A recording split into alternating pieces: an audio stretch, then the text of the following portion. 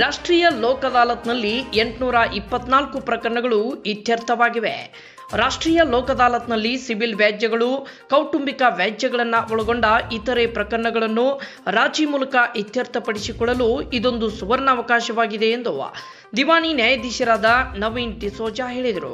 ಅವರು ಶನಿವಾರ ನಡೆದ ರಾಷ್ಟ್ರೀಯ ಲೋಕ್ ಅದಾಲತ್ನಲ್ಲಿ ಸಾರ್ವಜನಿಕ ಪ್ರಕರಣಗಳನ್ನು ಇತ್ಯರ್ಥಪಡಿಸಿ ಮಾತನಾಡಿದರು.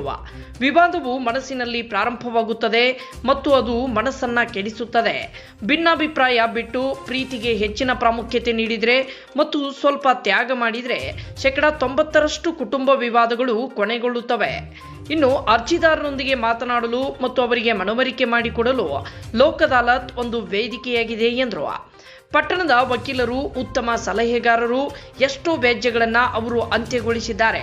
ಇನ್ನು ರಾಷ್ಟ್ರೀಯ ಲೋಕ್ ಅದಾಲತ್ನಲ್ಲಿ 51 ಸಿವಿಲ್ ಪ್ರಕರಣ, 4 ದರಖಾಸ್ತು ಪ್ರಕರಣ, 15 ಚೆಕ್ ಬೌನ್ಸ್ ಪ್ರಕರಣ, 7 ಬ್ಯಾಂಕಿನ ವಸೂಲಾತಿ ಪ್ರಕರಣ, 2 ರಾಜಿಯಾಗಬಹುದಾದ ಕ್ರಿಮಿನಲ್ ಪ್ರಕರಣ, 31 ಜನನ ದಾಖಲಾತಿ ಪ್ರಕರಣ, 7 ಕೌಟುಂಬಿಕ ವಿವಾದಗಳು, 677 ಕಿರುಕುಳ, ಇತರೆ ಚಿಕ್ಕಪುಟ್ಟ ಪ್ರಕರಣಗಳು ಸೇರಿ ಒಟ್ಟು 824 ಪ್ರಕರಣಗಳನ್ನ ಇತ್ಯರ್ಥಪಡಿಸಲಾಗಿದೆ ಎಂದರು.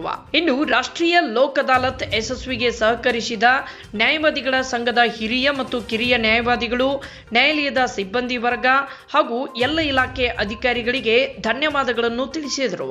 JSK Kannada news, Navalgund.